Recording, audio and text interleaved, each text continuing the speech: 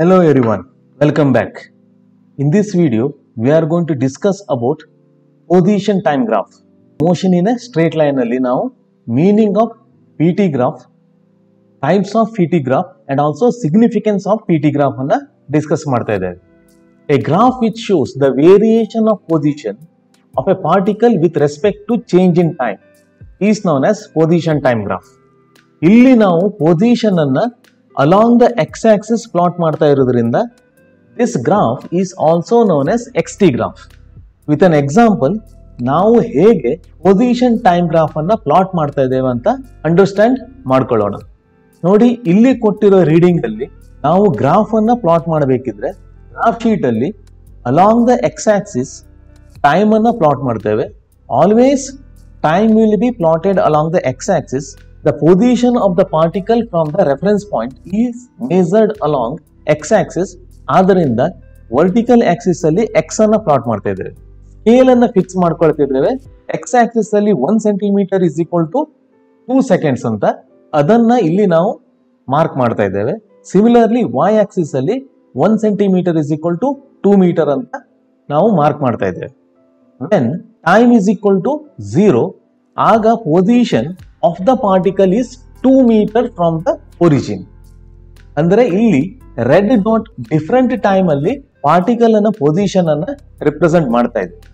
If we draw a straight line joining all these points, then it will be representing the position time graph for the given readings. Students, ಇಲ್ಲಿ observe ಮಾಡಿ, ನಮ್ಮ graph origin ಇಂದ start ಆಗ್ತಾ ಇಲ್ಲ. ಯಾಕಂದ್ರೆ ಇಲ್ಲಿ time t equal to 0 ಇದ್ದಾಗ the particle has acquired some position, say x0. That's why it is a straight line starting from some point other than the origin. Now let us consider different types of position time graph. Suppose if a particle is at rest, object rest ಅಲ್ಲಿ ಇದ್ದಾಗ ನೀವು observe ಮಾಡಬಹುದು, ಇದು origin ಆಗಿದ್ರೆ as the time passes by, position of the particle will not change. If we imagine that the particle is at a certain distance, say x0 from the origin, time increase ಆಗ್ತಾ ಹೋದಾಗೆ particle ನ position change ಆಗ್ತಾ ಇಲ್ಲ. Hence we will get a straight line which is parallel to the time axis. When we consider object in uniform motion, the meaning of the uniform motion is that ಯಾವಾಗ particle equal interval of time ಅಲ್ಲಿ equal distance travel ಮಾಡಿದಾಗ, for an example, first 2 seconds ಅಲ್ಲಿ if it is traveling 2 meters, then next 2 seconds ಅಲ್ಲಿ ಅಂದ್ರೆ 2 to 4 seconds ಅಲ್ಲಿ it will also travel same distance 2 meters. ಅಂದ್ರೆ new position acquired should be is equal to 2 plus 2 meters which is equal to 4 meters. ಇದೇ ರೀತಿ equal interval of time ಅಲ್ಲಿ equal distance travel ಆಗ್ತಾ ಇದ್ರೆ that is known as uniform motion. Initially the particle is at the reference point O itself. Graph ಇಲ್ಲಿಂದನೇ start ಆಗ್ತಾ ಇದೆ. ನೀವು ಯಾವುದೇ ಪಾಯಿಂಟ್ ಅಲ್ಲಿ ಸ್ಲೋಪ್ ಅನ್ನ ಫೈಂಡ್ ಔಟ್ ಮಾಡಿದ್ರು it will be the same. Uniform motion ಗೆ slope should be equal at every point. ಯಾಕಂದ್ರೆ ಯೂನಿಫಾರ್ಮ್ ಮೋಷನ್ ಅಲ್ಲಿ velocity of the particle will be constant. ಯಾವಾಗ acceleration a is not equal to 0, that means the particle move ಆಗ್ತಾ ಹೋದಾಗ ಅದರ velocity increase ಇದ್ದಾಗ the PT graph it will be exponential curve. The value of A constant ಇದ್ದಾಗ ಈ ರೀತಿ graph ಬರಬಹುದು. Suppose if the acceleration of the particle increases with time, ಆಗ ಇದೇ ನೇಚರ್ ನ ಗ್ರಾಫ್ ಬಟ್ ಮೋರ್ ಸ್ಟೀಫರ್ ಬರ್ತಾ ಇರ್ಬೇಕು ನಮ್ಗೆ. This is representing the graph for object moving with the increasing acceleration. ಅದೇ ರೀತಿ ಡಿಕ್ರೀಸಿಂಗ್ acceleration ಇದ್ದಾಗ graph will be less steeper. ಈ ರೀತಿ ಬರ್ಬೋದು ನಮ್ಗೆ. We are going to consider the object which is in retardation ಅಥವಾ negative acceleration ಇಂದಾಗಿ slow down ಆಗ್ತಾ ಇದ್ದಾಗ the graph obtained will be represented like this. ಹೀಗೆ ನಮ್ಮ observation ಬ್ರೇಕ್ ಅಪ್ಲೈ ಮಾಡಿದಾಗ ಸ್ಟಾರ್ಟ್ ಆಗ್ತಾ ಇದೆ. at time t is equal to 0, ನಮ್ಮ ಪಾಯಿಂಟ್ ಆಫ್ ಅಬ್ಸರ್ವೇಷನ್ ಇಲ್ಲಿದೆ ಅಂತ, that is on the reference point. As the time increases, acceleration is retarding the object. ಅಂದ್ರೆ speed ಕಡಿಮೆ ಆಗ್ತಾ ಇದೆ. Therefore the distance that the particle covers in equal interval of time is reducing. ನೀವು observe ಮಾಡಬಹುದು, ಇಲ್ಲಿ time ಅನ್ನ ನಾವು equal intervals ಅಲ್ಲಿ ಈ ರೀತಿ ಡಿವೈಡ್ ಮಾಡ್ತಾ ಹೋದಾಗ ದ ಡಿಸ್ಪ್ಲೇಸ್ಮೆಂಟ್ ನೋಡಿ, ಫಸ್ಟ್ ಟೈಮ್ ಇಂಟರ್ವಲ್ ಡಿಸ್ಪ್ಲೇಸ್ಮೆಂಟ್ ಇಷ್ಟಿದೆ, ಸೆಕೆಂಡ್ ಟೈಮ್ ಇಂಟರ್ವಲ್ ಅಲ್ಲಿ ಇಲ್ಲಿಂದ ಇಲ್ಲಿ ತನಕ ಟೈಮ್ ಇಂಟರ್ವಲ್ ನಲ್ಲಿ ಡಿಸ್ಪ್ಲೇಸ್ಮೆಂಟ್ ಕಡಿಮೆ ಆಗ್ತಾ ಇದೆ.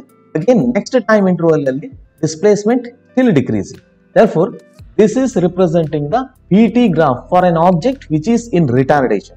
Next ನಾವು ಒಂದು classic example of motion of a car ಅನ್ನ ಕನ್ಸಿಡರ್ ಮಾಡ್ತಿದ್ದೇವೆ.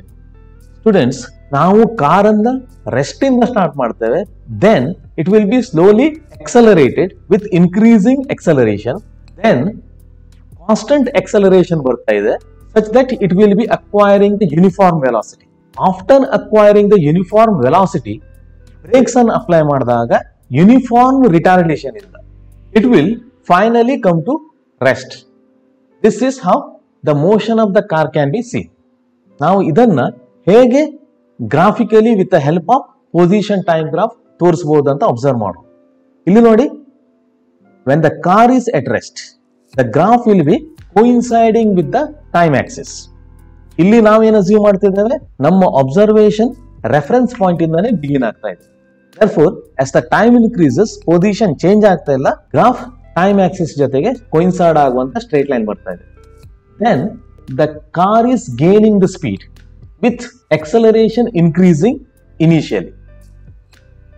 ಎಕ್ಸ್ಪೋನೆನ್ಷಿಯಲ್ ಕರ್ವ್ ಬೇಕು, ಎಕ್ಸಲರೇಷನ್ ಅನ್ನು ರಿಪ್ರೆಸೆಂಟ್ ಮಾಡ್ತಾ ಇರಬೇಕಿದ್ರೆ ಕಾನ್ಸ್ಟಂಟ್ ಎಕ್ಸಲರೇಷನ್ ಆಮೇಲೆ ಬರ್ತಾ ಇದೆ. ಆಮೇಲೆ ಏನಾಯ್ತು, ಕಾರ್ ಯೂನಿಫಾರ್ಮ್ ವೆಲಾಸಿಟಿಯನ್ನು ರೀಚ್ ಆಗ್ತಾ ಇದೆ. Therefore, it will be a straight line. Then retardation, uniform retardation ಬಂದಾಗ obviously it will be a curve.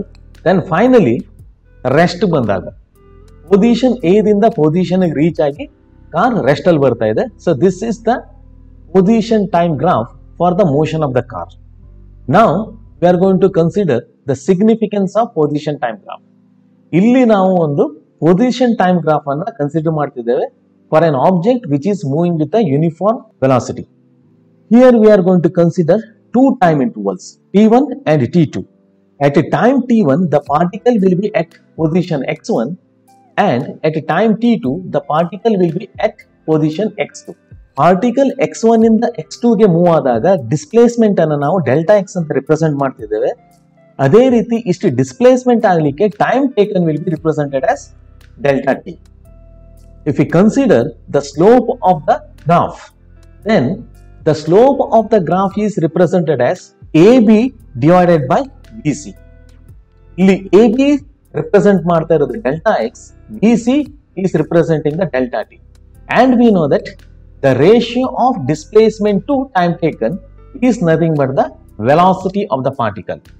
Hence, we can conclude that slope of the xt graph or pt graph will be representing the velocity of the object. I hope you have understood the concept. Thank you for watching this video. We will meet again with more interesting videos.